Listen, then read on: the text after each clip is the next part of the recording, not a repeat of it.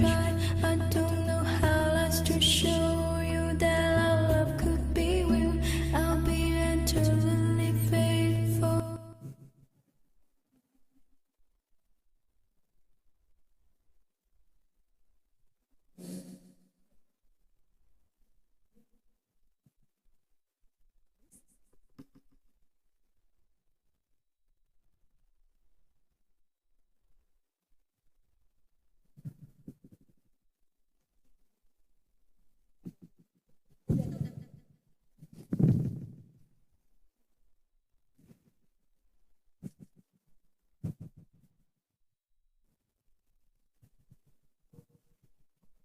Selamat pagi Bapak dan Ibu hadirin sekalian. Selamat datang di ruang Auditorium Pusat Studi Kependudukan dan Kebijakan Universitas Gadjah Mada dalam acara seminar Supranatural Healing in Post-Pandemic Times, Javanese Practitioners Repositionings.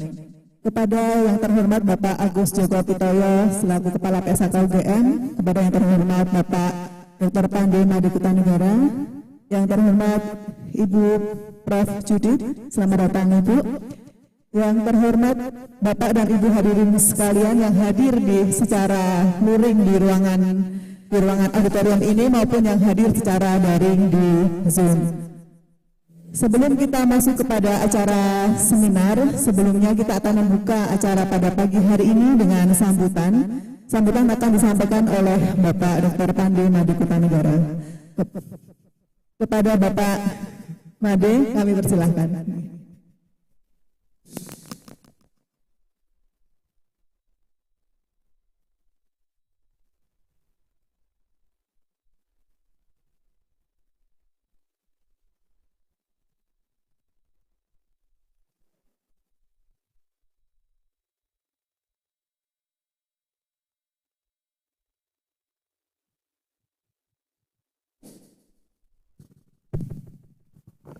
Baik, terima kasih Mbak Dyah. Bapak Ibu yang terhormat, selamat pagi, Assalamualaikum warahmatullahi wabarakatuh. Salam sejahtera untuk kita semua. Om Swastiastu, Namo Buddhaya, salam kebajikan, Rahayu.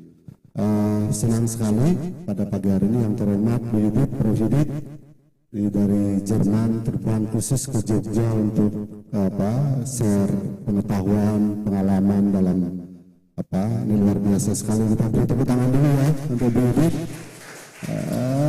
Ini juga ada Pak Dieter. Halo Dieter, how are you? Welcome in our office, thank you very much. Juga Pak Joko, Pak Agus Joko Pitoyo selaku Kepala Pusat Studi Kependudukan dan Kebijakan, kawan-kawan dari MDKIK, para pengelola prodi. Dan ini yang saya sangat cintai, banggakan kawan-kawan yang sangat senang menambah pengetahuan ya, baik dari mahasiswa maupun pengamat, bahkan juga mungkin sebagian pelaku barangkali ya, pelaku supranatural gitu ya. Sangat senang sekali pada pagi hari ini kami kedatangan atau bisa menghadirkan salah satu pembicara sangat istimewa dari Freiburg University di Jerman Selatan gitu ya. Beliau saya kira sudah tidak asing lagi. Beliau banyak melakukan riset di Indonesia dan pada kesempatan ini akan sharing pengetahuan, pengalaman tentang salah satu hal yang barangkali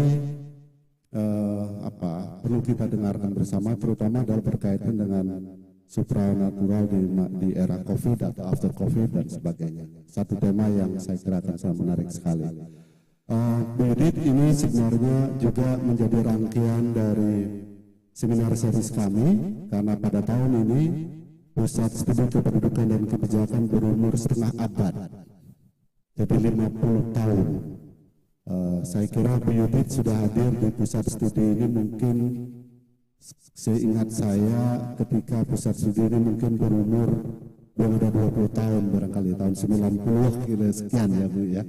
30 tahun yang lalu beliau sudah hadir, saya sudah bertemu beliau di Pusat Studi ini waktu itu masih di Bulak Sumur G7, dan kami memang dalam memperingati 50 tahun itu kami melakukan seminar series mengundang berbagai kawan-kawan, kolega untuk sharing pengetahuan terkait juga dengan berbagai isu yang memang menjadi fokus, menjadi bagian kajian dari Pusat Studi Kependudukan dan Kebijakan. Saya kira pada pagi hari ini kita membicarakan mengenai supranatural, yang ini sangat satu hal yang kalau kita lihat mungkin dulu pernah mengalami pasang yang luar biasa ya, diskusinya, fenomenanya, faktanya, dan turun, sekarang naik lagi. Nah, selalu begitulah kita bicarakan. Baik, teman-teman semua, tanpa mau panjang waktu, saya kira terima kasih. Kami buka seminar ini dengan mewakili Pak Joko ini, kita buka seminar pagi hari ini. Mudah-mudahan Tuhan memberi perlindungan kepada kita semua, kita selalu sehat dan semua lancar. Terima kasih.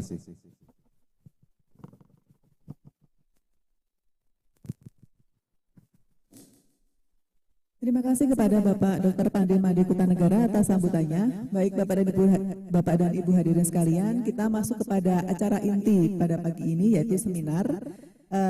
Oleh karena itu kami mengundang ke depan pembicara kita pada pagi hari ini, Ibu Profesor Judith, untuk hadir di depan, dan juga moderator seminar kita pada pagi hari ini, Ibu Basilica Dyah Putranti, MA. Kami persilakan untuk menempati posisi di depan. Dan selanjutnya waktu sepenuhnya hingga nanti selesai acara seminar ini kami serahkan sepenuhnya kepada Ibu Basilica untuk memandu jalannya seminar. Terima kasih.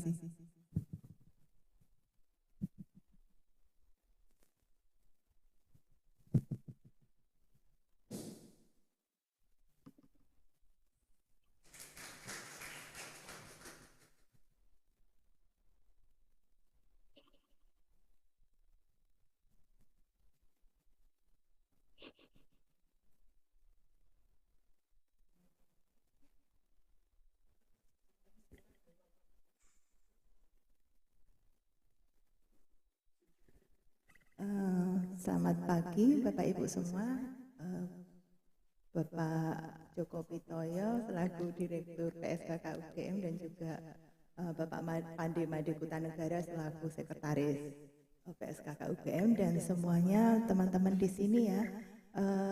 Ini adalah acara kita dulu rutin tapi sekarang menjadi kurang rutin ya. Dulu kita punya acara seminar bulanan, tapi karena kemudian PSKK UGM juga sejak pandemi ini tidak mungkin melakukan itu, jadi kami beralih ke media sosial Ibu. Jadi kita punya yang namanya podcast popcorn ya, itu kita rutin setiap bulan Ibu. Jadi dibantu oleh teknologi itu kita bisa tetap sharing pengetahuan melalui platform YouTube gitu. Jadi itu sebabnya kemudian seminar bulanan menjadi tidak rutin, tapi karena ini dalam rangka menyambut ulang tahun PSKK yang ke-50, seperti tadi disampaikan oleh Pak Made, kita memang sengaja mengadakan seminar gitu.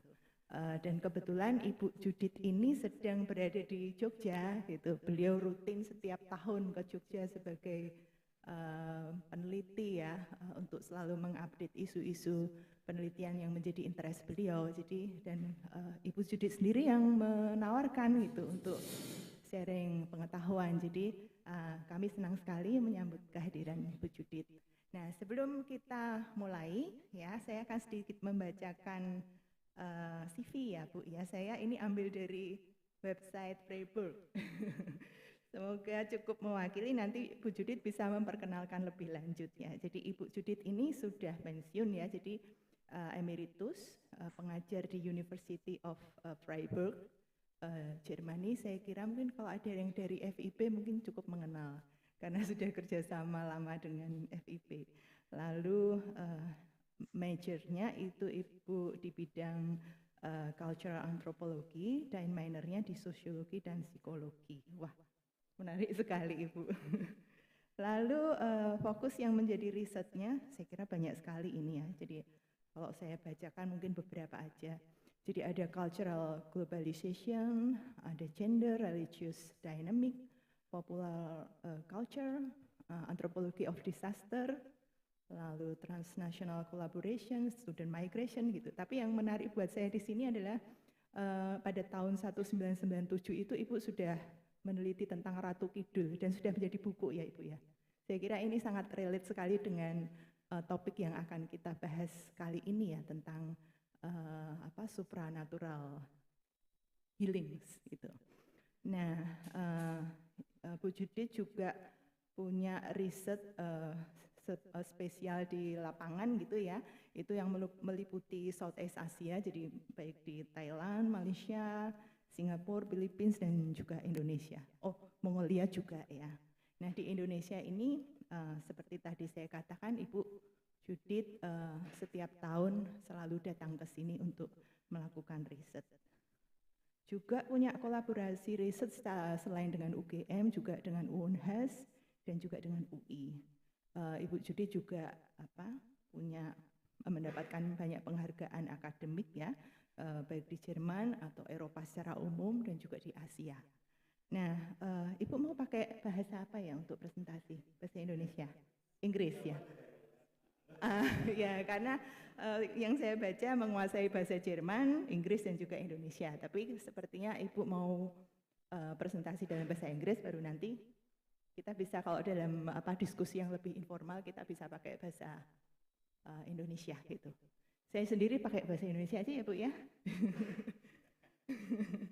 Oke, itu seperti sudah ditulis di atas, jadi Ibu akan bicara tentang supranatural healing. Saya sebenarnya agak ini Bu, bertanya-tanya, ini supranatural atau supernatural?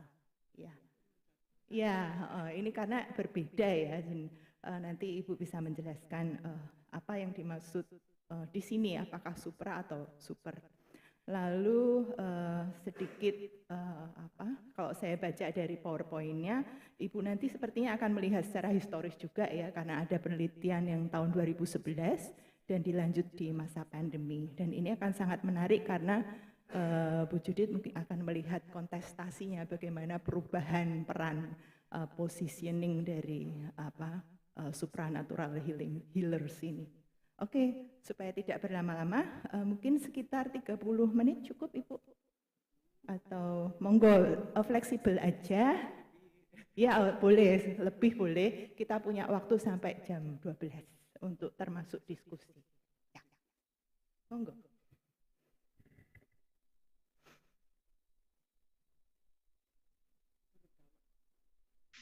Terutama saya mengucapkan banyak terima kasih Mas Anggun atas undangan, atas waktu untuk sharing, tidak hanya untuk dengar presentasi, tapi untuk sharing pengalaman dan pengetahuan mengenai hal itu.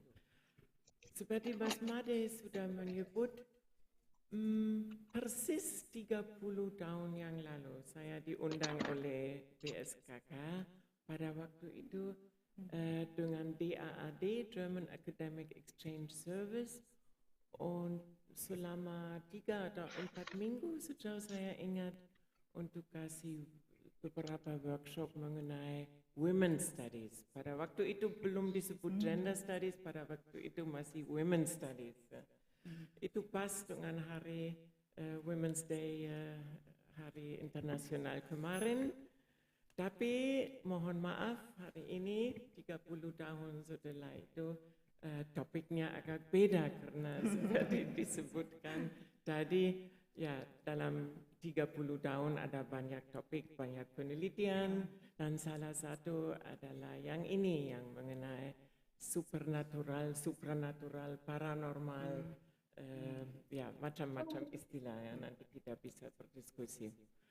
Jadi sekali lagi saya syukur sekali atas kesempatan sharing pengalaman, tidak hanya pengetahuan tapi juga pengalaman dengan hal seperti itu. Dan tujuan saya dalam seminar itu adalah ya bertanya atau meneliti sejauh mana topik itu bisa dianggap sebagai refleksi dari kondisi di Indonesia pada saat ini, kondisi dalam artinya contestation atau negosiasi antara kebudayaan, budaya, dan politik, dan agama, dan spiritualitas. Itu beberapa unsur yang penting dalam konteks itu, dan bagaimana relasi dan sejauh mana kita bisa menganggap peran paranormal sebagai refleksi dari kondisi sosial, negosiasi sosial di Indonesia kontemporer pada saat ini. So, saya mohon maaf, saya akan pakai bahasa Inggris, but I will do my very best to explain at least some central points also in Indonesian, and afterwards for Q&A, for your questions or your input, terserah, so English or, tapi bahasa Jawa, mohon maaf lagi, tereng sakit. So please, Indonesian or English for the Q&A. So, and if something is unclear or if the English is too complicated, please just interrupt me and say, tolong diulang lagi atau diterjemahkan. No problem with that. So, berani saja and tidak harus sopan. Interrupt me if there is something not clear. Okay, I would like to start with an experience that my partner Dieter and me had in last year, exactly 1 year ago, when we visited Sri Lanka, another Asian country, but South Asia, not Southeast Asia. When we visited Sri Lanka in March 22, when most people felt that the COVID-19 pandemic is already more or less over, we were struck by the government's support of Ayurvedic medicine. I don't know if you are familiar with that system, a very holistic system of healing, but also ideology, worldview, ide mengenai badan manusia yang terkait dengan alam dan dengan alam semesta. So it's not, we cannot directly compare it to the Javanese or the Indonesian perceptions, but it's also an alternative way of healing. And pada waktu itu kami bisa menyaksikan bahwa di sana, di Sri Lanka, Ayurvedic medicine didukung oleh pemerintah. It's highly supported by the Sri Lankan government. There are medical hospitals free of charge. Everybody can get Ayurvedic treatment there for free. And people are very proud on that.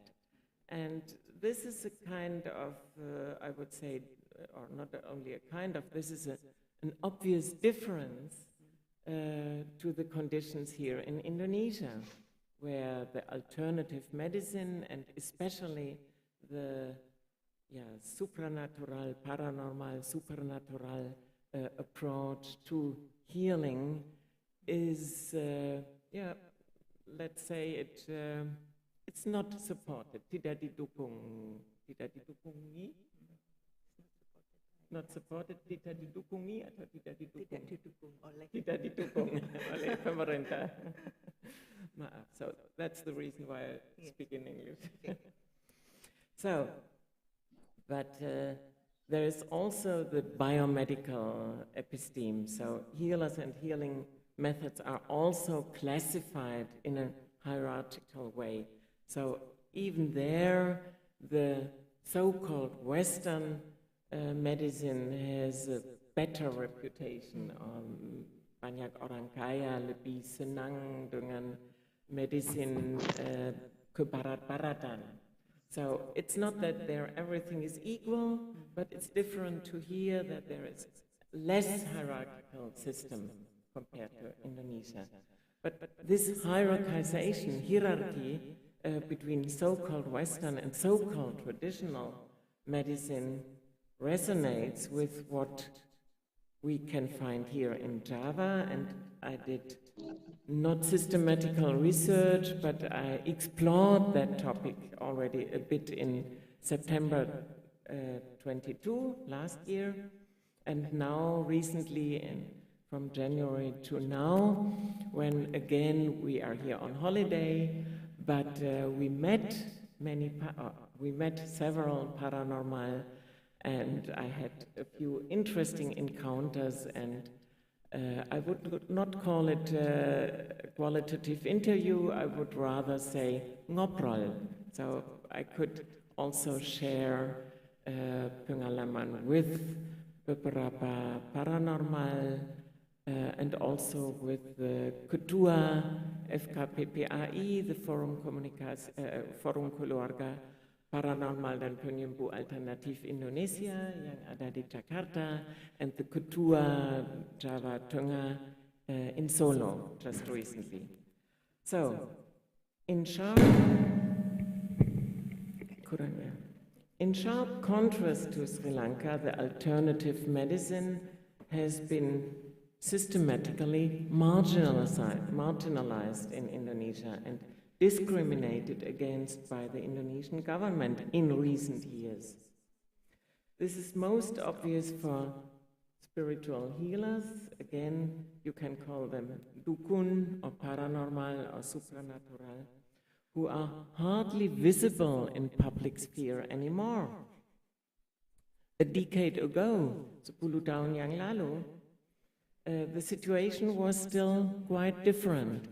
10 tahun yang lalu mereka sering muncul di televisi, they were very visible, they advertised in popular magazines, and they performed in shopping malls and had their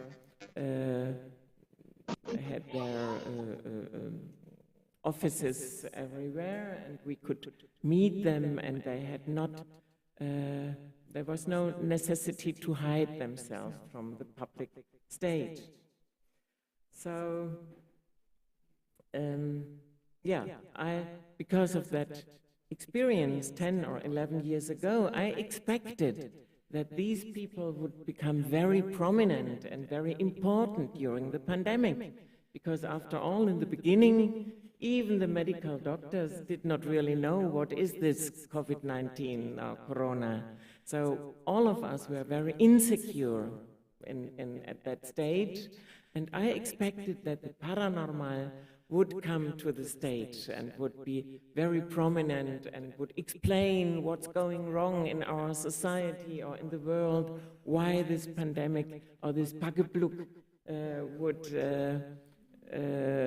disturb us so heavily. So perhaps we did something wrong, perhaps the Sultan did something wrong, perhaps the moral condition is wrong. So I expected these kind of explanations, and I expected that they would offer all kinds of rituals, upacara tertentu, or that they would offer special obat, special jamu or healing methods and medicine.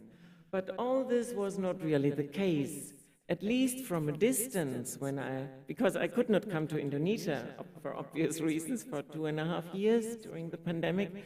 So when I checked that in the internet in Germany, tidak ada. Pada dasarnya tidak ada. Or when I had a Zoom meeting with colleagues or with students and I asked them, what about the paranormal?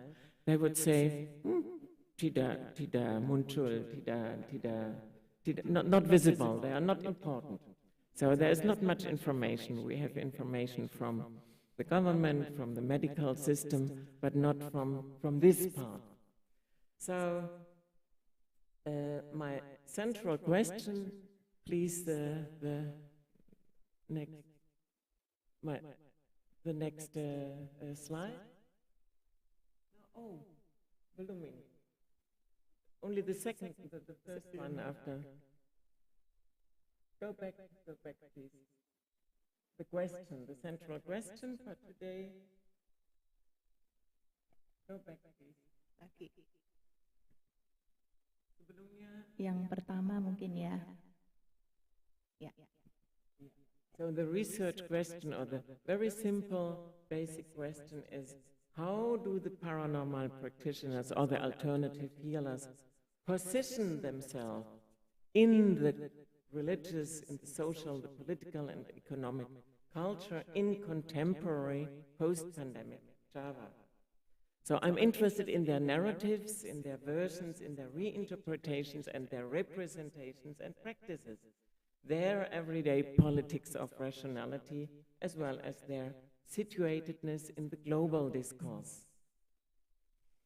So methodologically, this paper is based on qualitative anthropological explorations, not yet systematical fieldwork, but explorations in Java, participant observation, narrative, interviews and conversations, first of all, and informal conversations.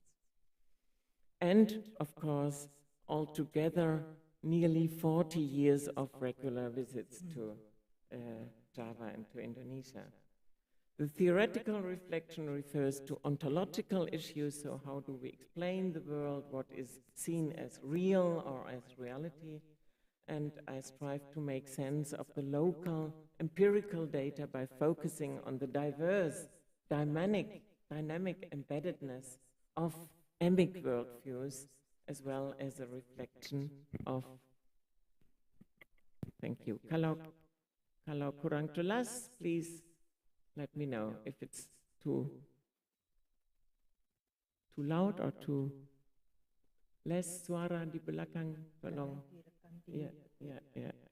Okay. So next slide, please. Next slide, please. Yeah. The talk is structured as follows. To begin with, I will briefly refer to the historical background.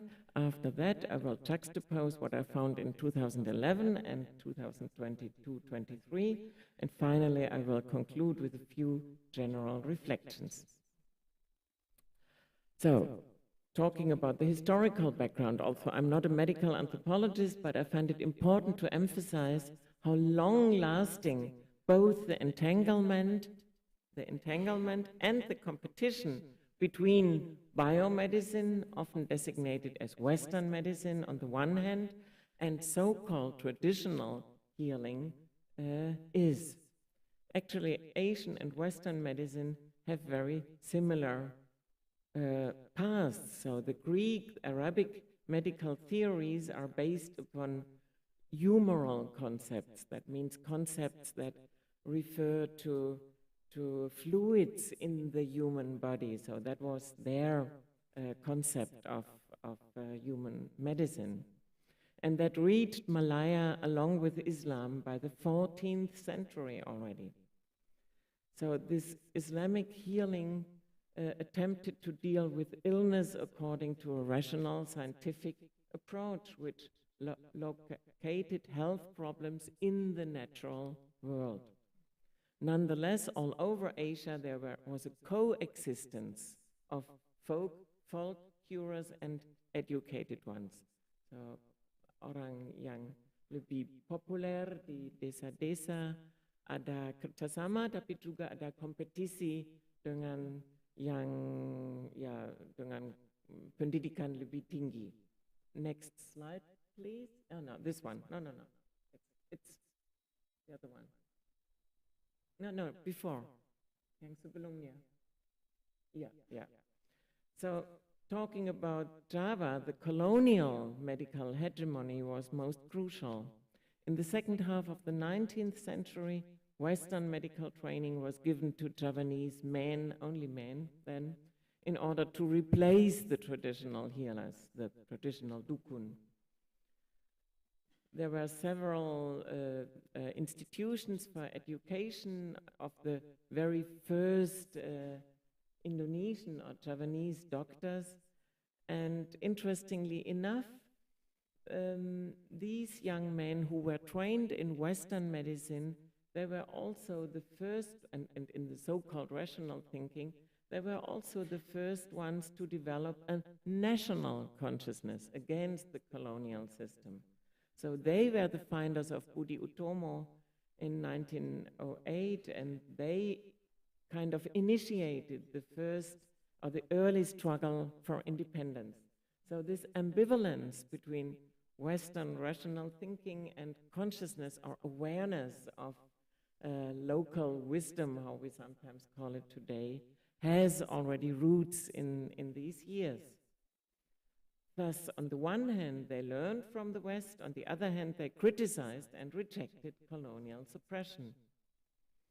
So from these years on, I do not go deeper into all these historical details because that would take too long.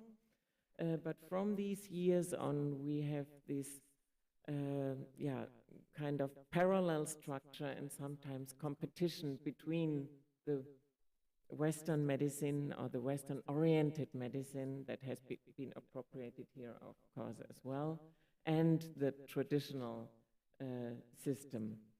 And in the 20th century, everybody knows there was a strong movement to support the so-called rational Western system, and there was also there is a blasphemy law that passed already in '69, which is accusing many traditional healers of being mushrik or sirik. So it's also, from the legal point of view, it's more dangerous for them to practice or to expose themselves than it was in former times. And the Indonesian Council of Ulama, the MUI, launched a campaign against deviant ideas and sects that also strongly affected the dukun or the paranormal, who are constantly in danger of being accused as of blasphemy against Islam. Nonetheless, in fact, Indonesia still has a very pluralistic medical system consisting of both globalized biomedicine as well as traditional local healthcare, for example, Jamu and paranormal. And this is increasingly entangled with the cosmopolitan, globalized forms of alternative medicine. So, as I said before, the situation in, next slide, in 2011 was then that the traditional dukun, they had turned into urban, spiritual, modern experts and also entrepreneurs, people making money or getting a good income with their practice, not only practice of healing, but in 2011, I think their main source of income was the Pemilu or the Pilkada, the local elections. A lot of candidates were asking their support, and that meant a lot of money for them. So healing sick people or giving advice or supporting students with their ujian, with their examination, or cari jodoh, cari pacar, was not as important anymore because there was more money involved in the Pilkada or in the Pemilu. So, but I was mainly interested in their self-positioning in the global world back then.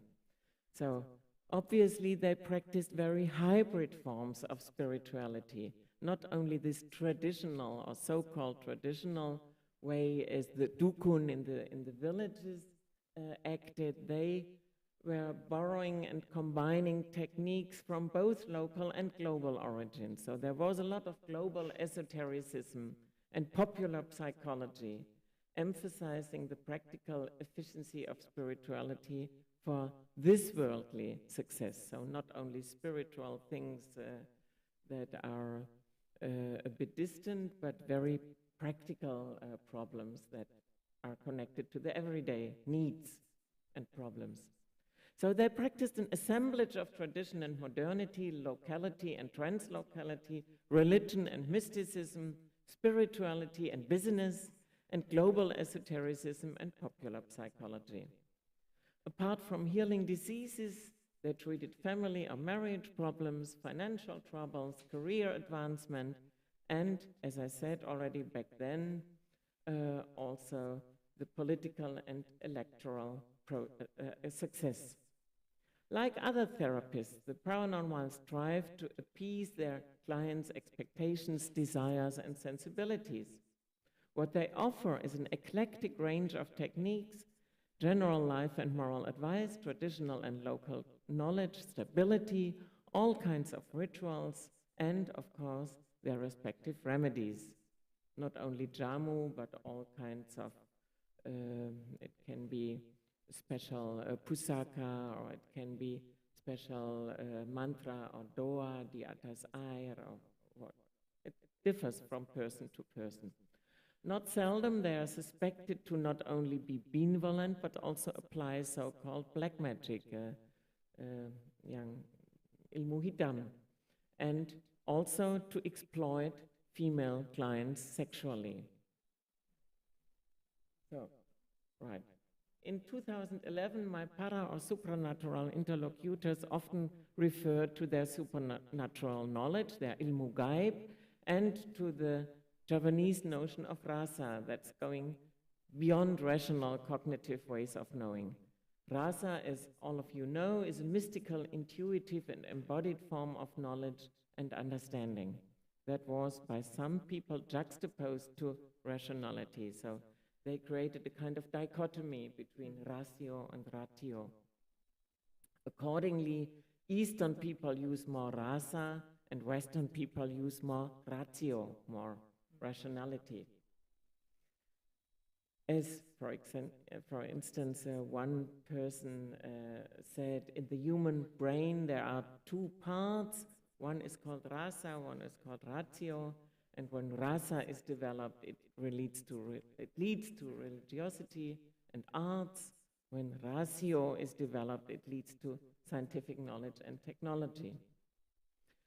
Also, the majority of modern paranormal back then in 2011 stressed universalism. At the second glance, many of them believed in an Eastern and first of all Javanese superiority, especially as they say that ratio and rasa, East and West, have been connected and combined in Java, and they perceived Westerners as reduced to half brain only this rational part in the brain, less developed, with empty souls, and also threatening to the Eastern people.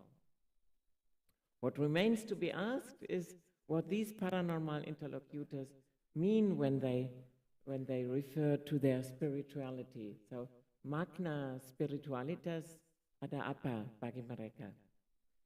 To put it briefly, both Muslims and Christians mentioned their belief in God. So they all said in the beginning, Allah or Tuhan is most important for their capacity to healing.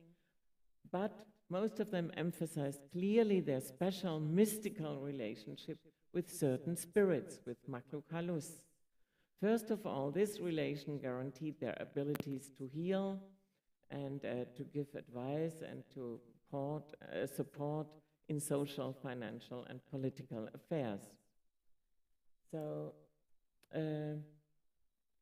that situation, or just to give you an example for that, that was here in Jogja, the Padepokan of Ki Puger Ismoyo, who had a very fancy house, mewah sekali, and he used all kinds of symbols, lambang dari semua kepercayaan dan agama.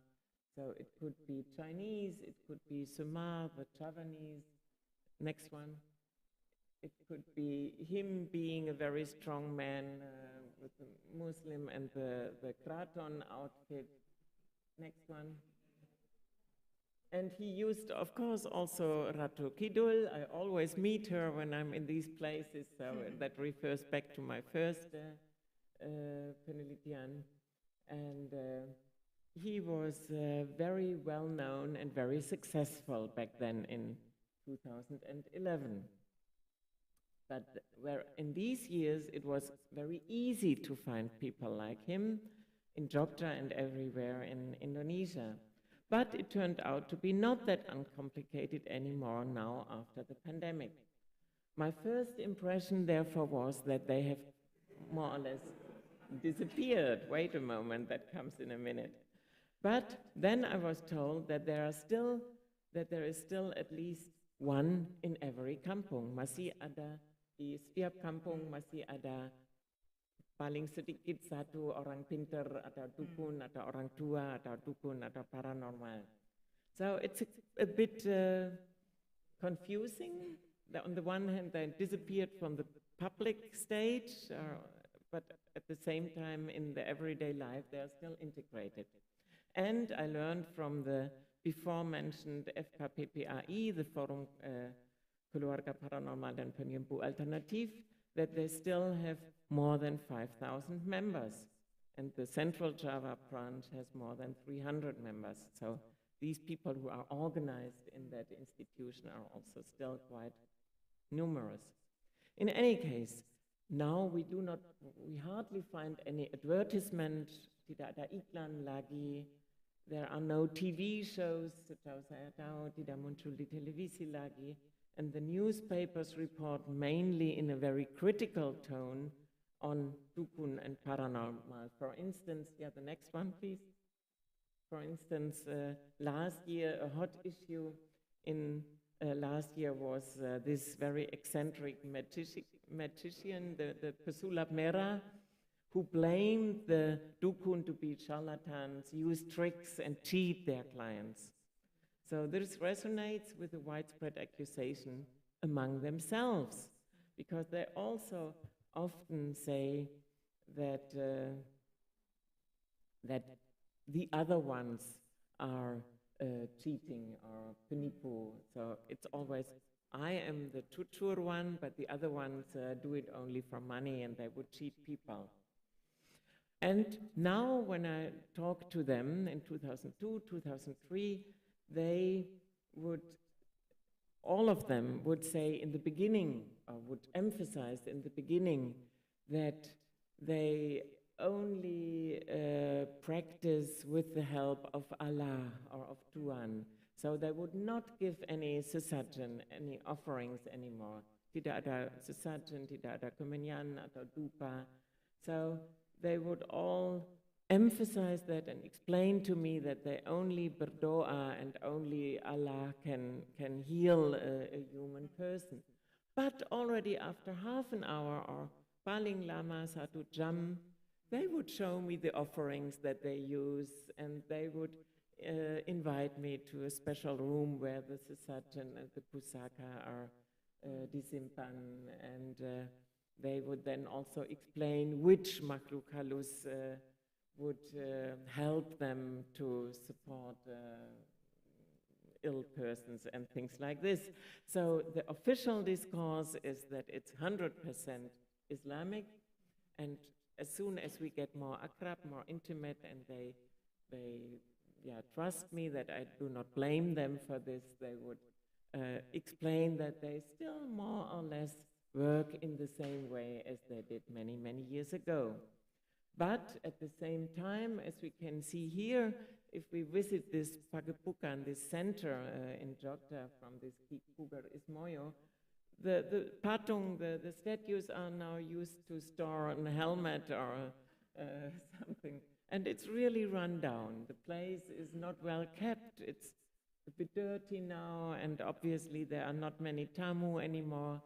The old man is, he is sick now, and his son is, next one, his son is not really into, he tried to replace his father, but he was not very successful, and also he did his very best to convince people that he is also a dukun or a paranormal. Not many people believed in him, and now he's opening a tattoo studio, and that makes him more, or gives him more stable income. So this indicates the declining popularity of these spiritual, magical, mystical healers. And I make it a bit shorter now.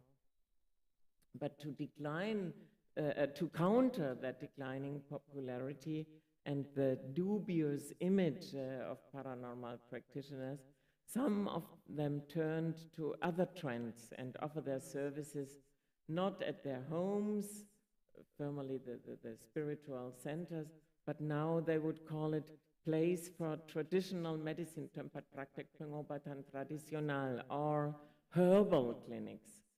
So these places are not traditional in the sense as it was before, but they are equipped, next one please, they are equipped like a biomedical clinic. So these herbal centers or the centers for traditional medicine, they look, next one please, next one, next slide. Yeah, they look like a clinic of a medical doctor, not a spiritual center anymore, but there is a waiting and a treatment room, there is registration at a specific desk, there are assistants, there are recipes, and there is a counter where the prescribed herbal medicine can be purchased, can be bought. Thus, the consultation has become formalized in styles inspired by the so-called Western clinics and by their secular scientific legitimacy. So that gives them an image that is modern and that is more legitimate these days. So the practitioners that I visited, they all emphasized their scientific orientation and their empirical knowledge about medical plants or fruits or spices, and their empirical knowledge about diseases. Though none of them had any academic education or formal training in a related field. They were not medical doctors or pharmacists, none of them. Nevertheless, the clients I talked to in the waiting rooms, which is a very good opportunity for an anthropologist, they were convinced that they are much more successful and much cheaper than medical doctors. They would know the disease or the problem by themselves through their intuition, their ilmu batin, without any expensive and time-consuming medical examinations. Another new trend is the become, next one. The become, which is also often combined with Islamic prayers and with herbs and honey and things like this. So cupping is understood as the Prophet's medicine and therefore has a spiritual component, but the practitioners strongly reject any association with para or supranatural or supernatural healing. So these practitioners would not agree to the interpretation that this also has to do with spirituality.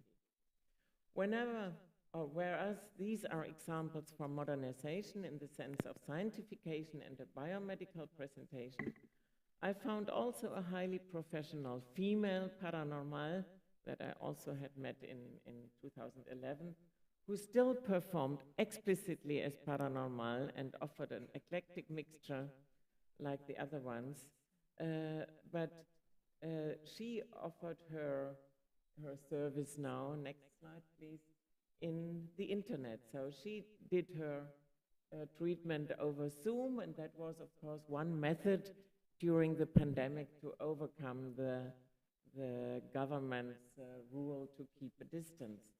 So she adapted in a very creative way to the needs of our present time. Yet, if we search for paranormal at present, there are still many dukun and paranormal practitioners. Some examples are on the slides. Next one, please. Next one. Yeah. So these are just examples of people in the villages in Gunung Kidul and also in Yogyakarta who would still practice and would offer their services. Next one, please. Next slide. Yeah. So these are the things that they offer, the methods that they offer, and they don't look differently from 10, 11 years ago. It's still more or less the same. Next one. And this is from last February when they had their 22nd anniversary in Jakarta and celebrated their FCAP PPAI institution or organization. So how did they survive during the pandemic and during the lockdown time? As the examples above already should have shown, there are many diverse and dynamic ways in which these paranormal embed their worldviews or their representations thereof in local as well as global contexts. To my surprise, they did not gain popularity during the pandemic, as I said already. Due to the mobility restrictions, many patients, many clients did not dare to visit them anymore, or the neighbors were suspicious of foreigners and they asked the healers to close their practice. And only few said that they continued to receive patients as usual. But remarkably, all of them at least downplayed and some of them completely denied COVID-19. Although some of them said that it is a temptation or a warning from Allah, the most widespread version, not only in Java but also in eastern Indonesia, was and still is that it is just a normal flu. That COVID dianggap flu biasa. So once you are happy and once you are healthy, there is nothing to worry about.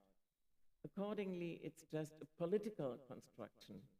It's just an epidemic from talk, pagebluk dari omongan, or a business disease, business penyakit, for the sake of the pharmaceutical industry and the economic and their economic calculation supported by the government.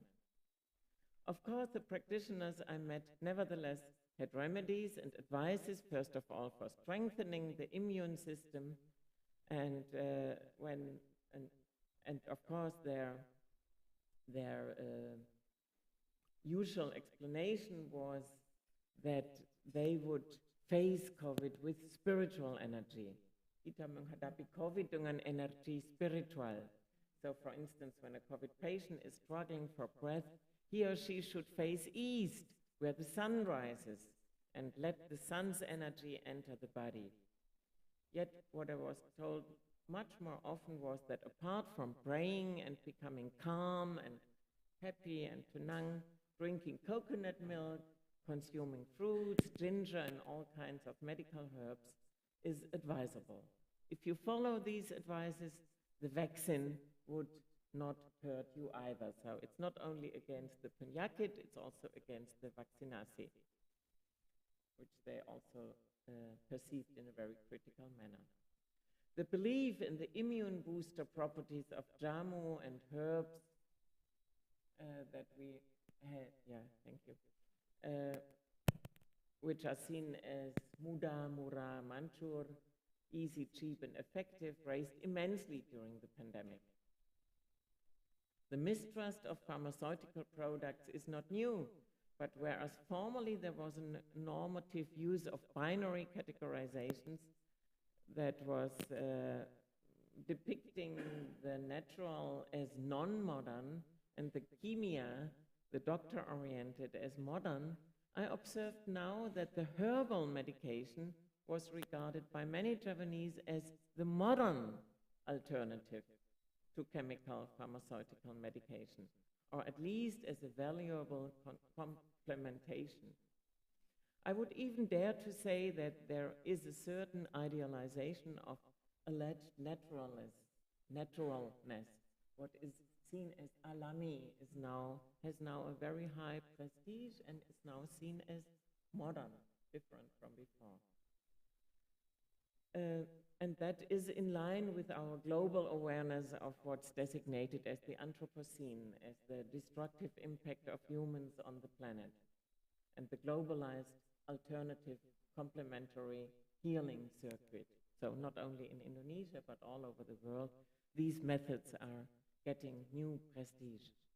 Hence, on the one hand, biomedicine, strongly supported by the government and the media, is on the rise during the pandemic.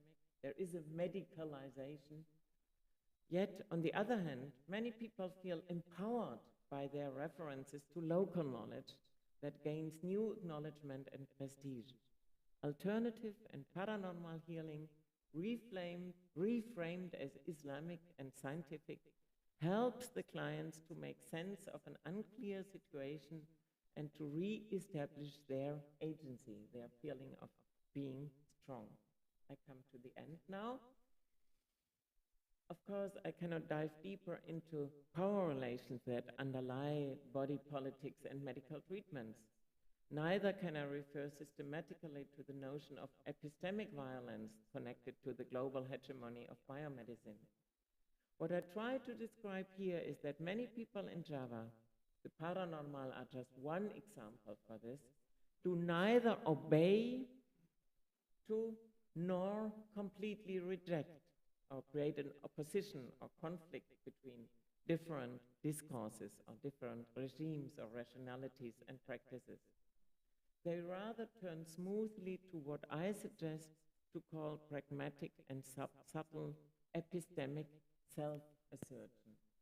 So I try to penegasan diri, pementingan diri, so to become more sure about and to feel in a subtle way superior. We know it better, something like this. So we know it better. We are not depending on the knowledge and mercy of others, of scientists, of foreigners. So we are strong, we are Javanese, or we are the ones who know it. Deeply inside, we know it better. These self-confident interpretations are, like all reasoning,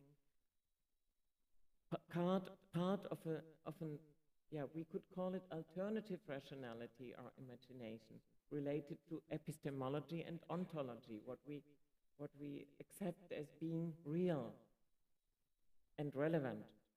Yet I did not find any insistence on radical alterity or stable essences, not this dichotomization, but the paranormal's non-confrontational representations and practices intertwine different spheres of knowing and health epistemologies in contexts of medical pluralism. They do not offer an alternative rationality, but a plural, a flexible, relational, complementary, and situation-based or situational understanding of rationality. So in the contemporary post-pandemic time, most of them navigate between the described kind of scientification, the discourse of biomedicine and style of medical clinics, not seldom hand in hand with mediatization, because also the media, the social media, highly support this way to deal with the pandemic, for example, and criticize the mystical methods,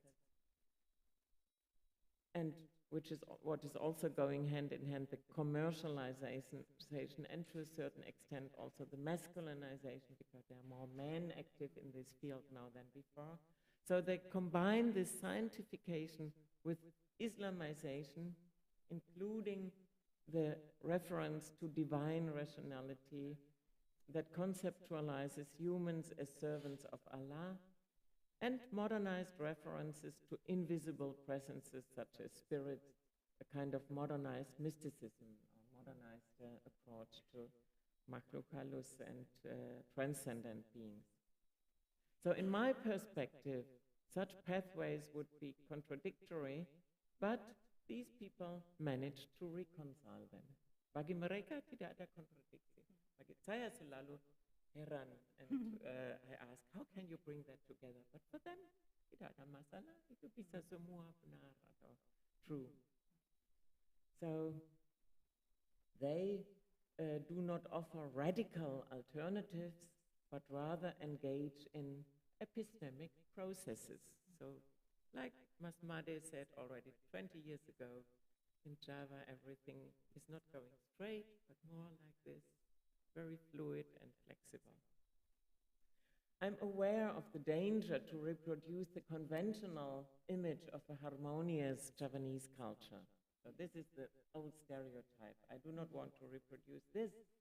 Therefore, let me end with a reminder of the power structures behind the main factors I have identified as responsible for the increasing public invisibility of supra and paranormal practitioners. So scientification on the one hand and Islamization on the other hand are overwhelmingly mighty systems these days. Kuat sekali. So the power is with these systems.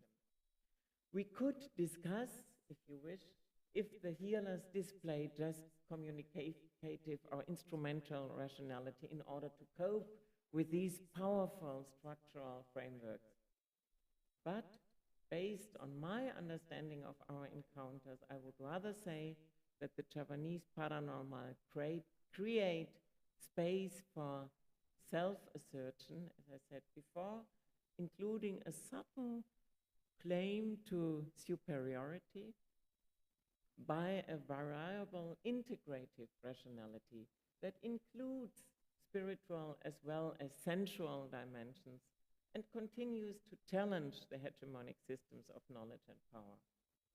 Thus, in the contemporary post-pandemic era, the paranormal practitioners are not just victims of suppression, they also have their own ways to regain self-confidence and reclaim cultural influence. Thanks for your patience. The references, list of references. Referensinya terakhir mungkin ditampilkan sambil ini. Satu lagi ya. Ya. Nggak kelihatan ya. Jadi belum lengkap ini. Iya. Just to give you an idea. Nanti teman-teman bisa cek langsung di website, kita sudah upload juga presentasi dari Bu Judith ya. Kalau tidak kelihatan di sini. Ya, terima kasih Ibu Judith. Aduh, menarik sekali. Poinnya banyak sekali, saya merangkumnya gimana nih? Kurang lebih ya, kalau saya boleh merangkum dari yang disampaikan Bu Judith gitu ya. Ini memang sejak pandemi itu ya, itu ada satu perubahan yang sangat besar ya Bu ya. Bagaimana kita menyikapi kesehatan kita terutama. Kalau di pandemi itu kan memang isunya kesehatan gitu ya. Nah, yang disampaikan Bu Judith itu kan sekitar itu ya, bagaimana sebenarnya cara berpikir orang di Indonesia itu tentang tentang kehidupan manusia terutama ya, tubuh dan juga pikiran, batin dan seterusnya itu kemudian mengalami banyak mungkin bukan perubahan ya, perubahan tapi mungkin juga ada semacam perubahan paradigma, mungkin juga kebangkitan spiritual seperti itu ya. Jadi dan bagaimana kita melihat tubuh kita itu juga berbeda itu. Nah, kalau yang disampaikan Bu Judith itu kan secara historis kita sudah bisa melihat bagaimana wacana kesehatan itu juga mengalami perubahan. Yang dulunya kalau yang kita sebut dengan kesehatan tradisional gitu ya, yang dulu dikenal oleh dukun ya sebenarnya zaman, tapi kemudian harus berhadapan dengan kedokteran barat ini yang dibawa oleh Belanda gitu. Sehingga dukun yang seharusnya itu dulu adalah benar-benar penyembuh tradisional yang memang dipercayai dan diandalkan oleh masyarakat sebagai sumber penyembuh yang ini ya, yang sebenarnya kemudian harus mendapatkan stigma negatif dan ternyata itu sampai masa kemerdekaan ya, dengan masuknya Islam, masuknya agama-agama lain itu juga mendapatkan stigma yang lebih buruk lagi gitu ya. Nah, kemudian tapi juga sinkretisme itu kan juga berlangsung ya Bu. Jadi tadi dijelaskan Ki Puger Ismoyo itu kan juga sinkretis antara Islam dengan tradisional gitu ya. Dan ternyata ini juga Hindu, juga Buddha, Kristen gitu ya. Saya kira praktek-praktek di Nusantara ini tersebar luas gitu ya, dan banyak sekali bentuk-bentuk sinkretisme yang bisa kita temukan, tidak hanya mungkin di kesehatan tapi juga di bidang lain spiritual gitu ya. Nah, yang menarik tadi dalam pandemi itu ternyata dinamikanya sangat ini ya Bu ya. Jadi sini yang berhadapan antara medisin barat, lalu dengan Islam sendiri, lalu dengan tradisional gitu ya.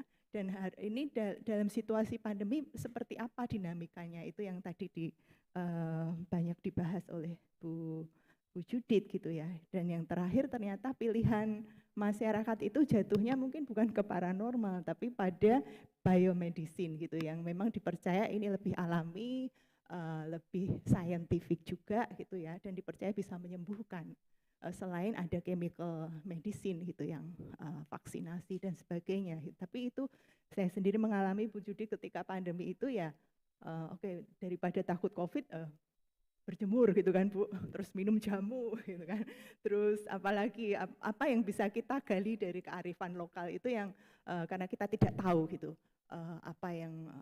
apakah ada vaksin yang memang benar-benar bisa mengatasi persoalan ketika itu kan ya. Jadi kita benar-benar bergantung pada kearifan lokal kita sendiri gitu, dan ternyata itu to some extent itu menjawab kan ya Bu ya itu. Nah, saya kira itu kalau diperas aja seperti itu nanti kita bisa berkembang di diskusi ya. Saya buka terminnya mungkin 2 ya, karena kita punya waktu sampai jam 12 ya. Nanti juga mungkin ada pertanyaan dari Zoom Ibu. Jadi, tapi kita utamakan yang di sini dulu. Monggo dari audiens. Ya, 1 dari sayap kiri saya.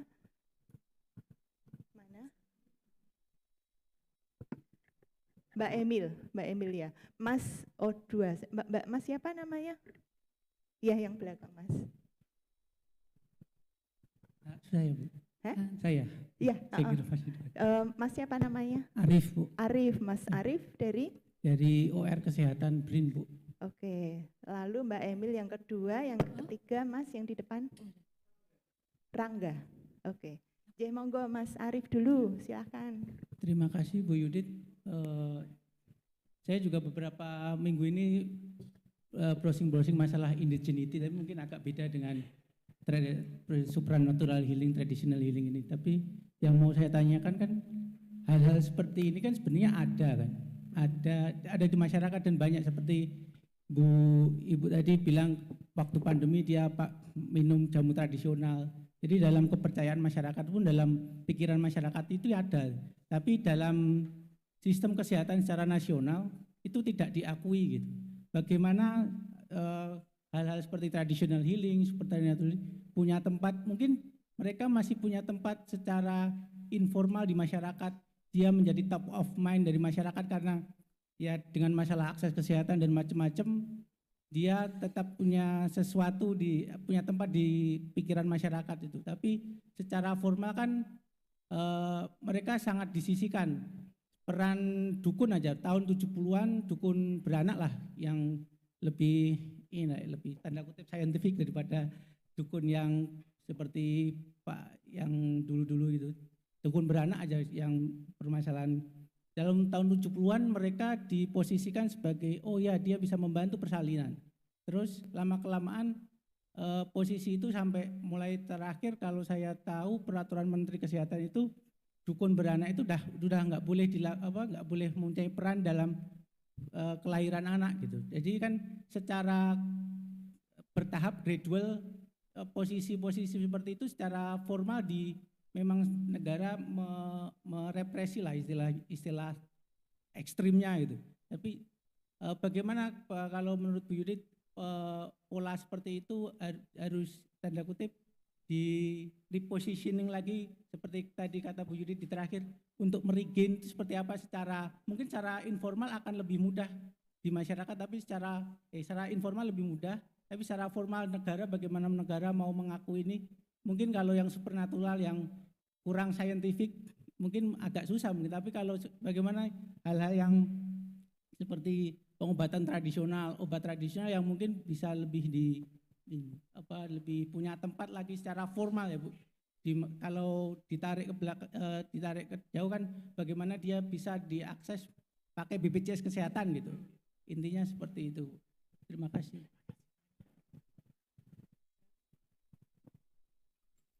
Mau dijawab langsung atau dikumpulkan dulu? Langsung. Oke. Ya, terima kasih banyak atas pertanyaan atau input. Dan pada dasarnya saya setuju, itu kontradiksi besar yang kita sebagai social scientists ya bisa meneliti dan bisa we can bring it to the public awareness or consciousness bahwa ada kontradiksi antara ya keyakinan masyarakat yang masih sering cari dukungan dari ya tidak hanya dukun tapi dari orang tua, orang pintar.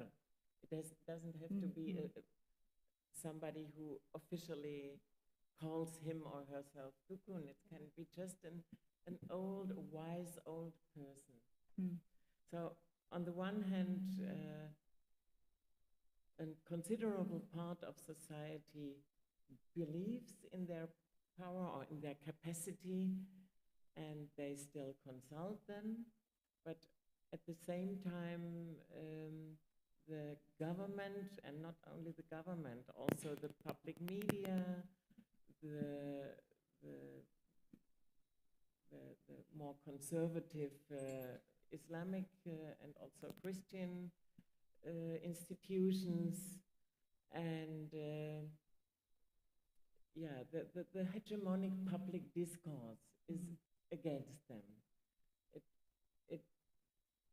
There is this image now that this is outdated, itu kuno atau yeah, superstitious, mushrik, against Islam or non-Islamic or non-Christian, and this is something that is also often connected to black magic, to ilmu hitam, and to commercialization, because it's true. I'm a scientist and I'm an outsider, so it's not my task to evaluate that and to say this is good and this is bad. So from a scientific or social scientist's point of view, we just try to understand, and we do our very best to make people aware of what's going on in that context. And it's not, don't misunderstand me, I'm not saying you should, this should be revitalized and you should do this or that. This is not my task. My task is to discuss it with you and to share perspectives, and as you described it, to raise the consciousness for these contradictions between the Pemerintah, the government, that is strongly supporting the conservative Islamic groups with this blasphemy law, saying that everything that is not in accordance to the conventional or conservative view of religion is blasphemy or is against Islam, whereas the more syncretistic, both Muslims and Christians, it's not only a matter of Islamization, the more syncretistic or the more local and pluralistic approaches would say this can be easily combined. This is not a contradiction. And this is the richness yang menurut saya makes them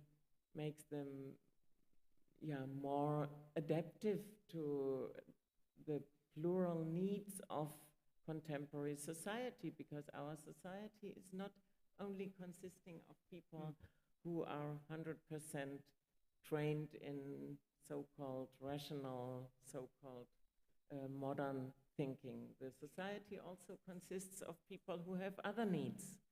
And all of us need empowerment. All of us need a feeling of strength. It can be in the bidang, in the sphere of health. It can also be in other spheres of life. And we can get mental support. We can get a feeling of self-confidence when we consult a person we believe in. If I consult a famous paranormal and he expects me to faint, to pingsan when he does his movements in front of me, and I stand very straight, he is very disappointed. But it's not that I am saying then he is cheating.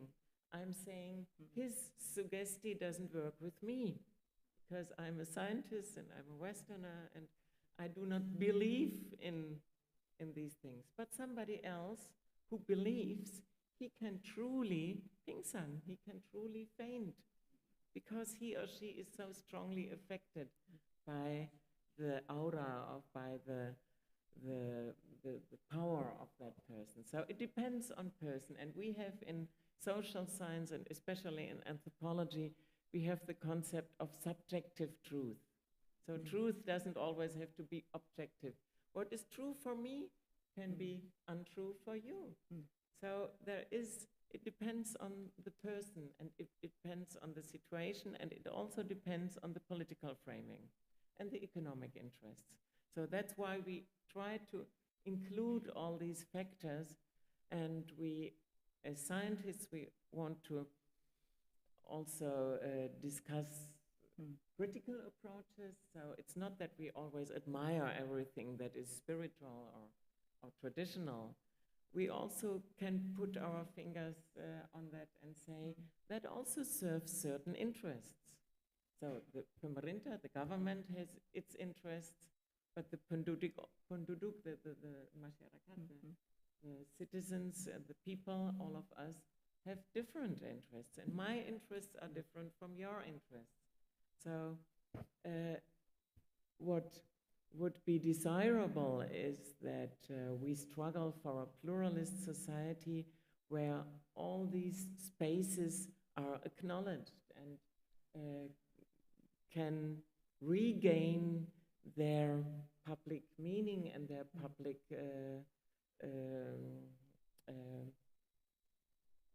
supaya itu diakui sebagai salah satu unsur yang bisa membantu orang. And what helps you probably doesn't help me. But it would be a shame if it would disappear, this institution or this person who helps you. So this is basically what I tried to describe. Gimana Mas Arief? Cukup? Ya. Oke, selanjutnya Mbak Emil, monggo. Ya, terima kasih Ibu Judith. Barusan penjelasannya panjang, mungkin sudah menjawab pertanyaan saya sebetulnya. Tapi saya tetap tanyakan, mungkin ada beberapa yang bisa dielaborasi lebih lanjut oleh Ibu Judith. Jadi menarik sekali Ibu Judith menggunakan pandemik COVID sebagai event atau suatu kejadian yang men-trigger transisi dari paranormal ini. Beberapa pengamat mengatakan bahwa ketika COVID terjadi itu merupakan sebuah kemenangan sains terhadap penjelasan hal-hal yang tidak rasional. Seperti misalnya bahkan orang yang sangat irasional pun pada saat COVID mau memakai masker atau mau divaksin. Dan semua perilakunya didasarkan pada rekomendasi dari hasil kajian penelitian sains dalam bidang kedokteran.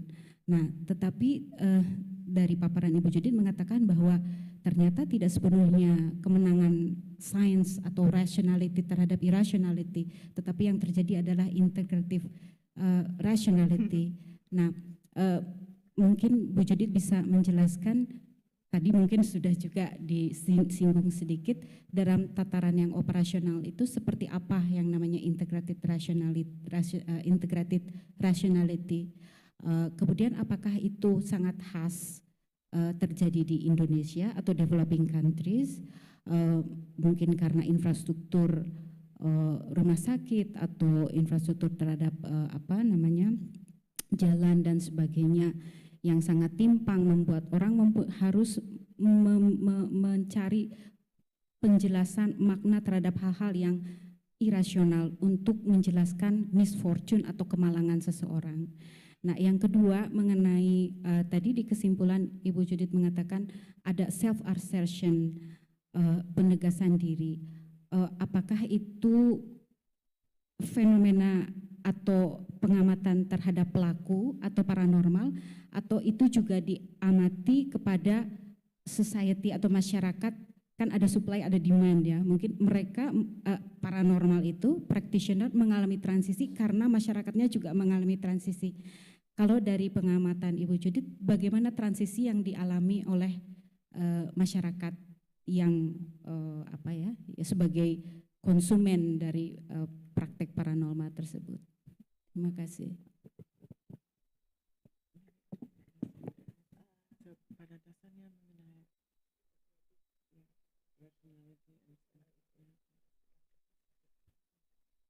mungkin saya tidak paham semua, tapi saya mencoba menjelaskan maksud saya dalam diskusi rasional irrasional.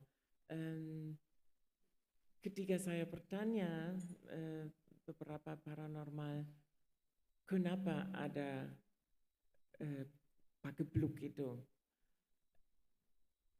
Mereka tahu bahwa ada virus, tapi mereka bilang virus macam-macam, virus flu sudah ada sejak dulu dan itu tidak begitu istimewa. So this was one more rational way to explain it. Tapi at the same time mereka menjelaskan bahwa di dunia kita ada banyak yang salah. So not only in Java, not only Indonesia, but all over the world, we destroy nature and the moral condition of humanity is not how it should be.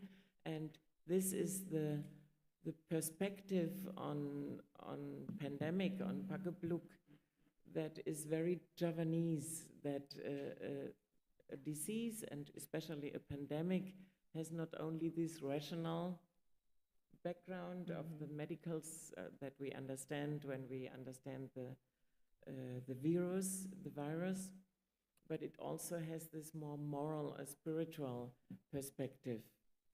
And they said they do not think that the virus is so important. This is made up by the government and by the pharmaceutical industry. We have the same trend in Germany and in Europe. People who deny COVID, who do not want to be vaccinated, who do not want to use masker, and who claim to know it better. And these people are often the right-wing people in Europe or in Germany. So they claim to have a deeper and a better knowledge, and they reject the government's or the medical doctor's advices. Here in the paranormal that I met here, they are not, as I tried to say, they are not so extreme. They are not creating an opposition. Most of them have been vaccinated. Most of them accepted the government's prohibition to open their practice for their clients. They did it then via handphone.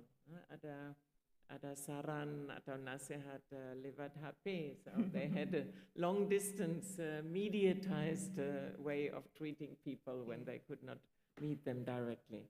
So once more, and I think this is very, that comes close to the conventional idea of Javanese and Indonesian cultures, that people are not so confrontational between rationality on the one hand, irrationality on the other hand.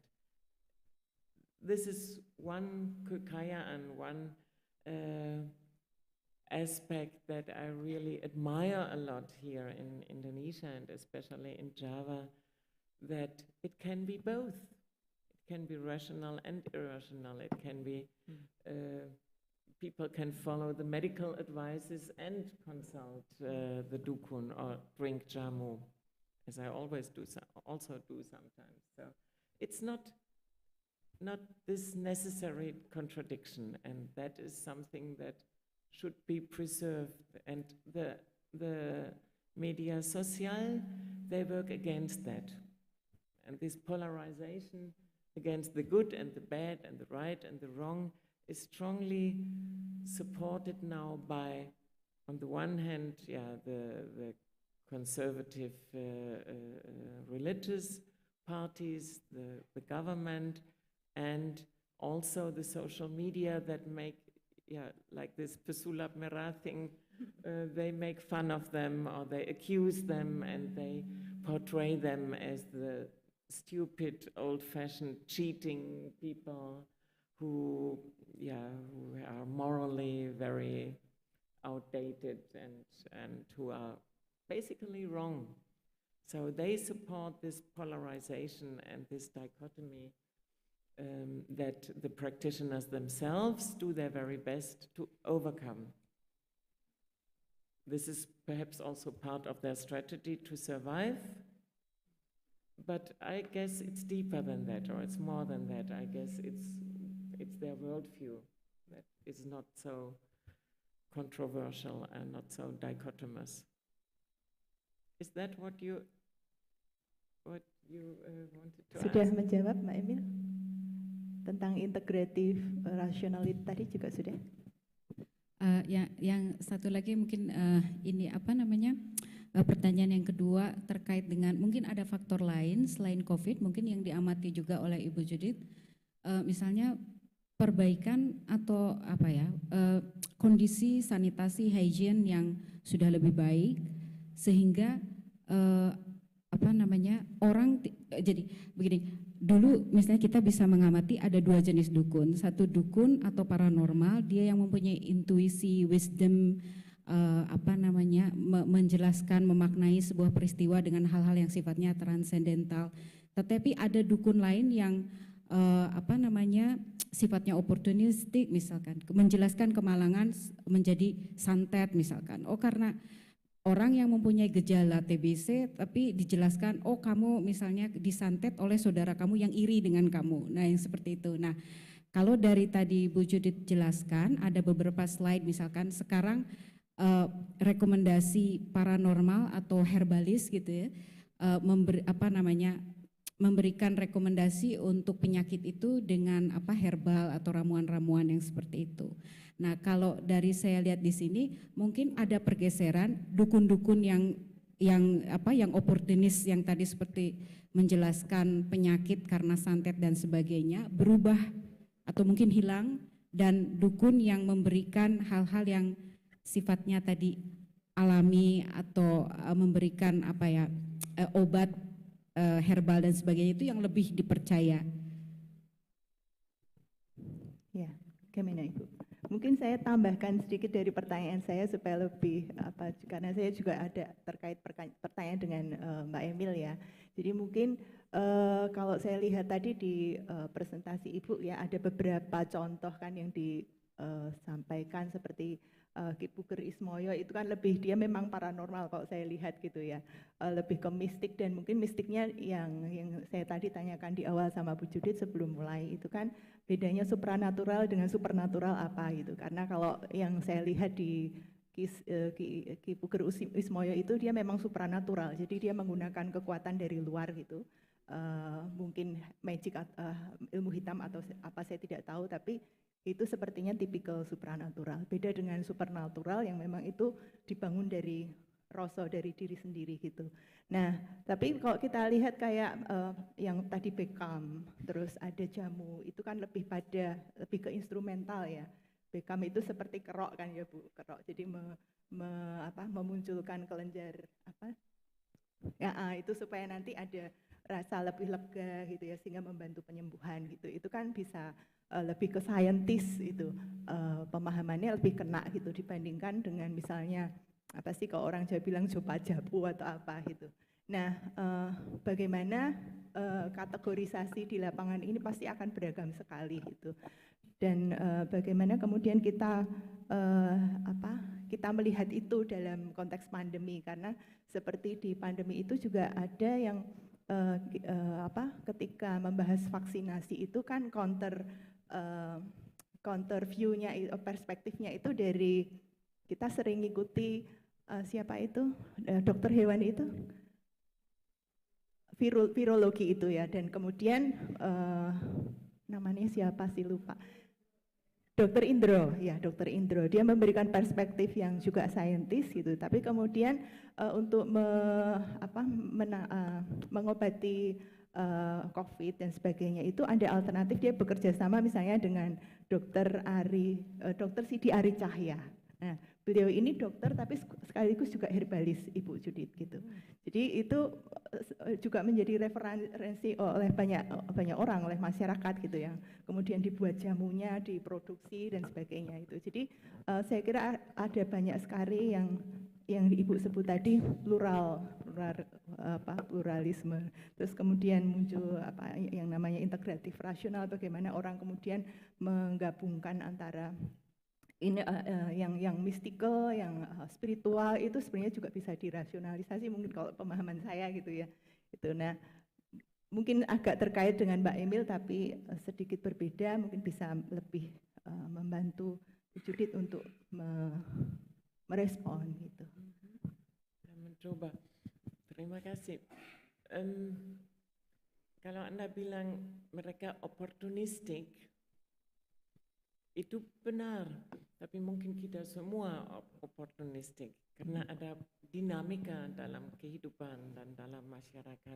So we always adapt to new ideas, to new needs, and to new structures.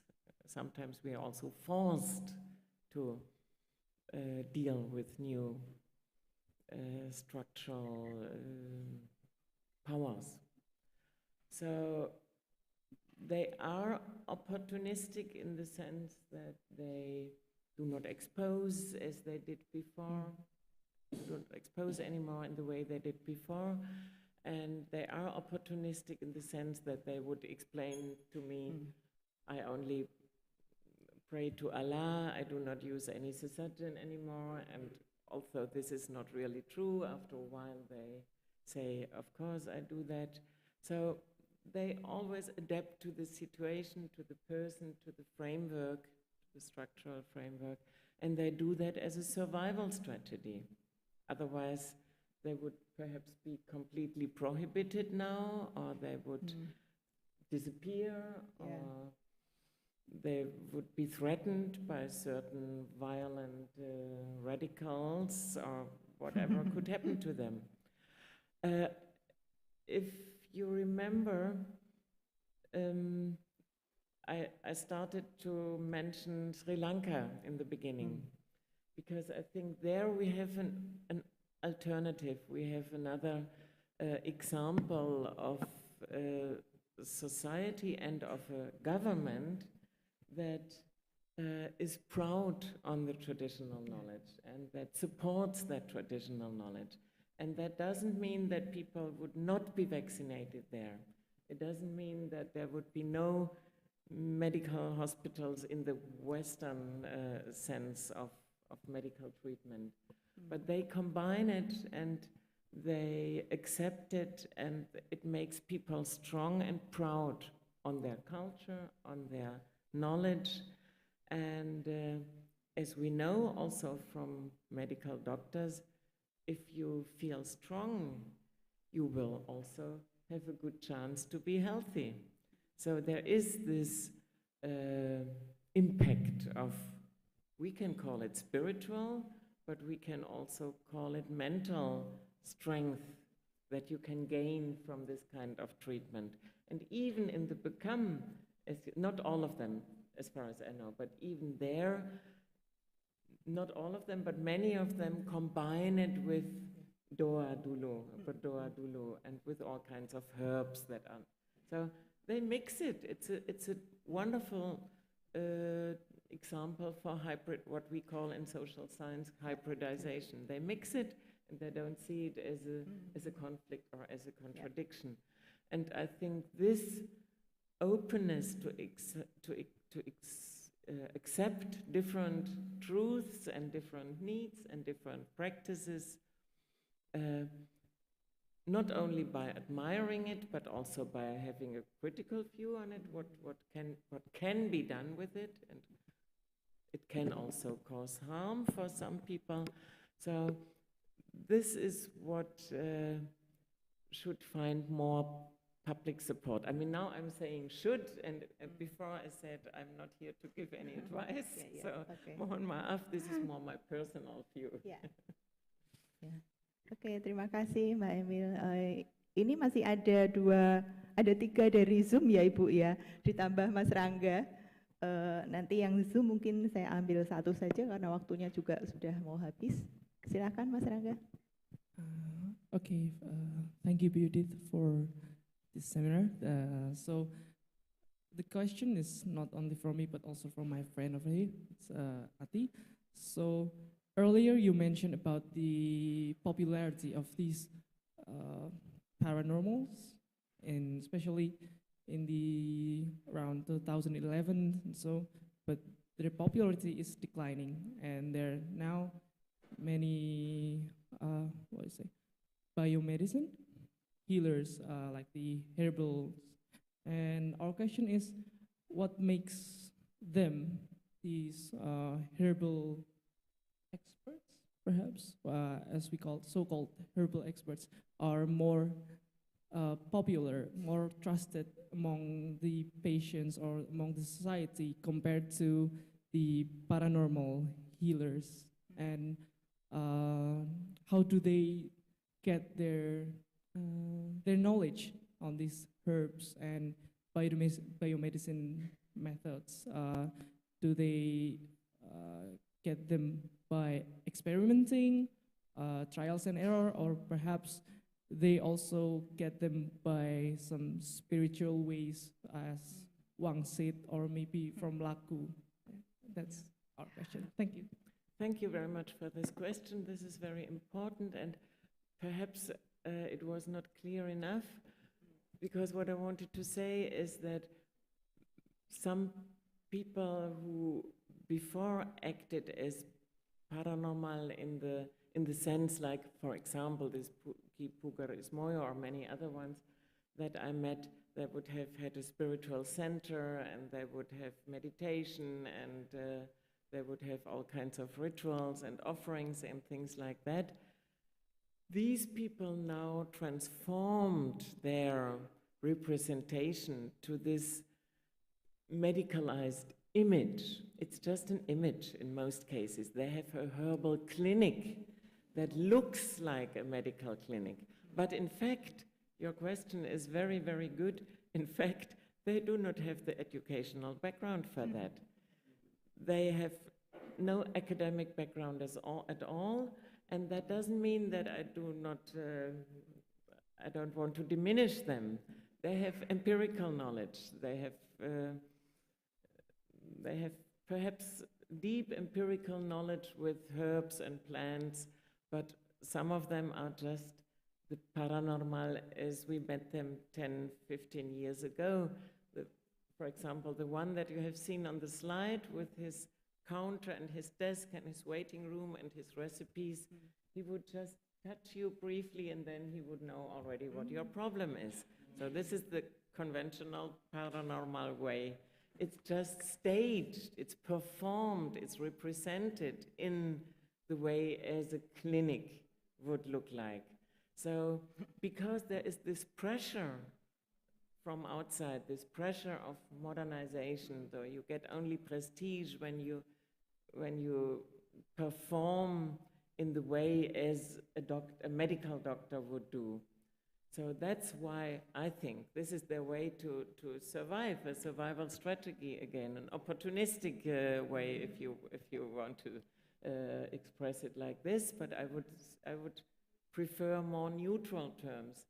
It's a way to adapt to the needs of our contemporary time, and they just make use of a different way of performing their and presenting and representing their knowledge and their practice. So they are basically not different from the paranormal 10, 20 years ago. They just frame it differently. So, yeah, performance. The performance is another one. And that, in my view, mirrors or reflects the pressure that they get from society, from government, from medical doctors, from the media, that now they have to, to display in a way that looks like a medical westernized doctor. Not all of them, but many of them that I have met. Yeah, not all of them. Yeah, always like this. Yeah. we should Itu not. harus ditekankan ya. Jadi nggak semuanya seperti itu gitu. This is Okay. always very important, and that we as social scientists don't Yeah. homogenize. There are as many versions as we have subjects, as we Yeah, have people. yeah. If we talk to 100 paranormal, we have 100 different stories. Ya, oke. Ini ada 3 pertanyaan Ibu dari Zoom, tapi mungkin saya baca Ibu pilih salah satu saja yang menurut Ibu menarik ya. Semuanya dalam bahasa Inggris nih. Dari Sri Rejeki, Medan. How was the experience when there was a PX itu apa ya? Who asked PX?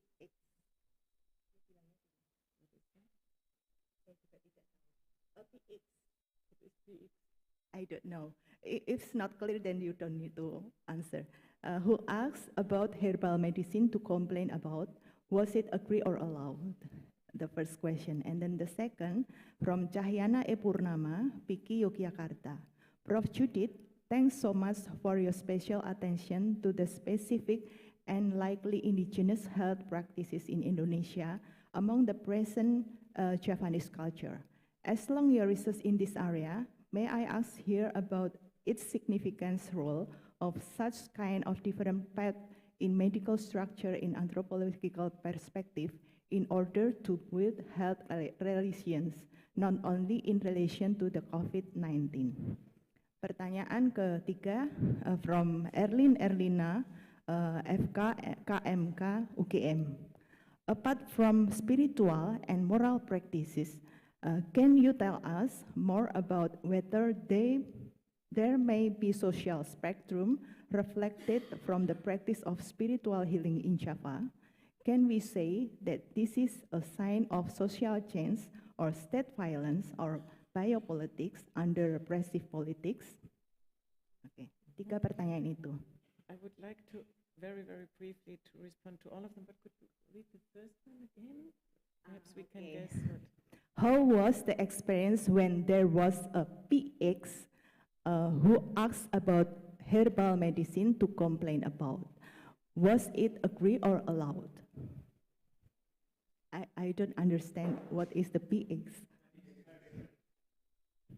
Apa? What? Patient. So the experience are the Patient. patient. Oh, okay. So it's the Patient. experience of the patient. Yeah. Who asked about herbal medicine to complain about? Was it agreed or allowed? Was it what? Agree Agree or allowed? Okay, thank you. So, very briefly, the people I met in the waiting rooms of the paranormal that now perform as herbal healers, they are very pragmatic. They say it's cheaper and it's more effective and it's faster.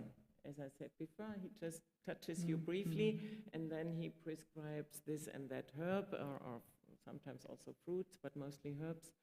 And so for people who are perhaps not very rich or cannot afford to pay the assurance, the BPJS or whatever, they would, for pragmatic reasons, they would attend a herbal healer or a paranormal who now turns to herbal. But again, it's not necessarily contradictions. I also met people there who did both. They consulted a medical doctor and afterwards they consulted a paranormal or a herbal healer. So again, it's not this conflict, it's not this either or, it's not this struggle that we often have when we connected. As I said before, I also discuss that often with my husband, because in Germany it's highly connected also to political attitudes. They're often the ones who deny COVID, they are the right-wing people. And so it's always being either or. Whereas in this case, I met many people who consulted both systems, both the medical and the paranormal or herbal system. So the experience of the people is more that they do what helps or what for pragmatic reasons makes sense to them.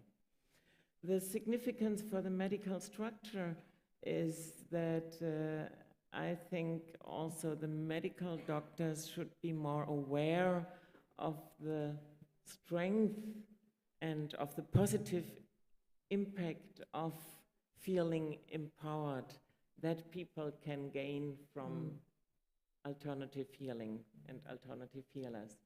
So it would be good if there would be more collaboration, kerjasama antara dokter medis dan paranormal, because we humans consist of different unsur, of different parts, and we have different needs, and sometimes it's good to get healing from many sides, not only from the biomedicine, but also if we feel strengthened by other impacts, at least if we believe in it.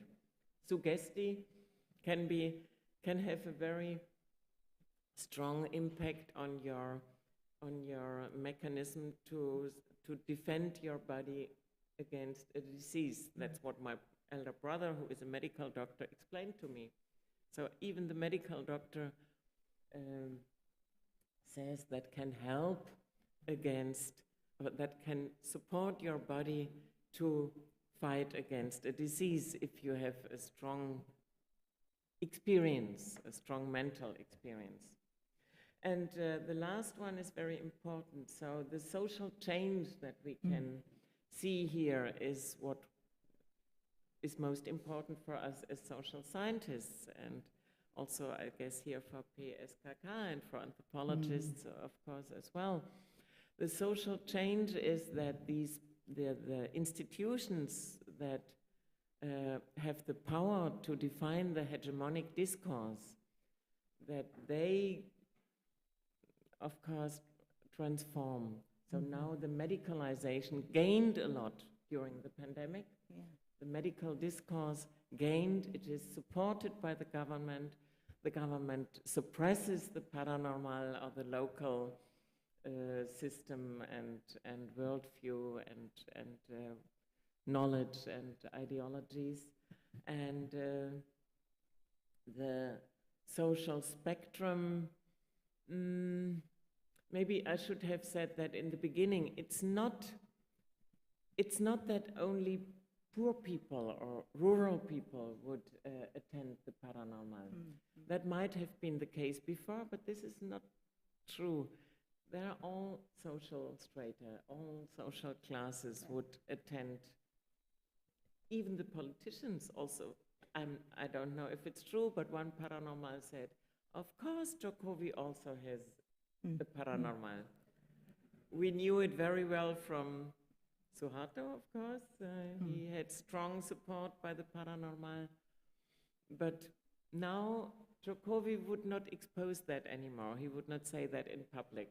But these people, at least he said he knows who it is, but he would not tell me. So there is in all levels of society, there are people who attend paranormal or who would search for support from alternative medicine.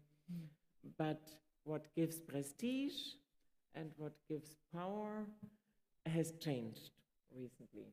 So the medicalization, the scientification, and the Islamization gained a lot during the pandemic.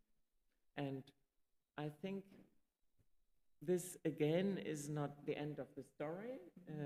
The alternative structures could regain once more, but it's up to you to decide that. Oke, ya, sudah jam 12, tapi saya sebenarnya menginginkan Ibu memberikan semacam concluding remarks ya, karena kalau tadi terakhir yang kita bahas adalah supranatural healing setelah pandemi ini kan menjadi sangat modernize, menjadi sangat instrumental gitu kan ya Bu ya, tapi tetap mempertahankan local wisdomnya gitu. Di sisi lain mungkin yang tadi pesulap merah membuka kedok paranormal itu ya, yang dibilang Mbak Emil oportunis dan sebagainya itu mulai terbuka. Jadi mungkin akan ada perspektif baru mungkin Ibu yang akan muncul nantinya. Nah ini juga kita ke depannya akan ada IKN Ibu dan Jokowi juga sepertinya mengakomodasi gitu ya, potensi lokal, juga pengetahuan lokal, masyarakat ada, jamu dan sebagainya. Kira-kira bagaimana Ibu sekalian concluding remarks ya? Apakah nanti ke depannya pemerintah akan lebih mendukung atau bagaimana? Ini future studies ini. Tidak bisa ya, tidak bisa. Kalau melihat dari polanya juga nggak kelihatan Ibu ya. Culture is always dynamic, it's always in process, and also, as I said, our epistemology is always changing, and I would be happy if more also Indonesian social scientists would be more interested in these topics. So, because this is something that's not only important in Indonesia, it's this discussion of what makes a human body and what's the relation between the humans and the nature and the environment and the cosmos. What is health?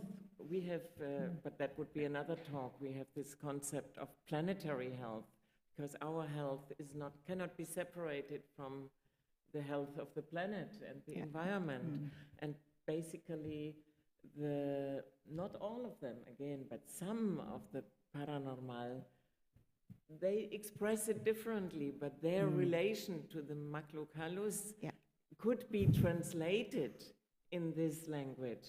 They have another relation to transcendent beings or to nature or to the cosmos. So we would express that very differently, environmental consciousness and the Anthropocene, the criticism against us humans destroying nature and not being connected to the planet anymore. But we could use this kind of framing it or expressing it and translate it to these needs that all of us have to save the planet, basically, and to make humankind survive in the years to come. So we could learn from different traditions and see that they're all connected and that we can translate between them. And this is our task as anthropologists or social scientists, to translate also cultures and worldviews. It's nice. Ya, saya kira perspektif lingkungan, perspektif kosmologi harus lebih kita harus lebih aware tentang itu ya Ibu, karena kita berada dalam dunia yang sama gitu, dan kita mencoba untuk menyembuhkan dunia ini. Oke, terima kasih sekali Ibu Judith, kita beri aplaus dulu atas presentasinya yang sangat menarik ya. Saya kira kita sudah di penghujung acara. Silakan nanti kalau ada teman yang ingin mengikuti acara ini tapi tidak sempat gitu ya, kita akan menguploadnya juga di YouTube. Jadi silakan nanti dicek di YouTube. Terima kasih Bu Judith. Kita akhiri. Selamat pulang dengan banyak insight dari Bu Judith. Terima kasih. Thank you very much for your questions, for your patience. It was It was a pleasure to share with you.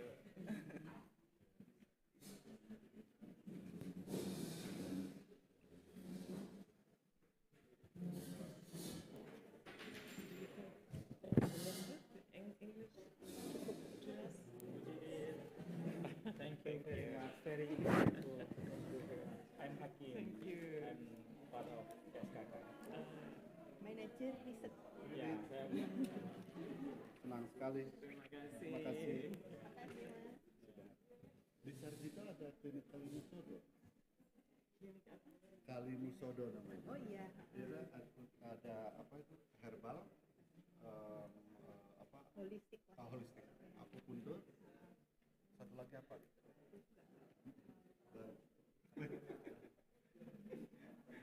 Saya dapat salam dari teman-teman.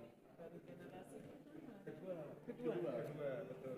Dan saya dapat dari teman-teman untuk selfie dengan Judith. oh gitu. Kalau boleh. Ya, generasi kedua. Ini rombongan ke Freiburg. Ke Freiburg. Oh, saya fotonya, Mas. Iya. Saya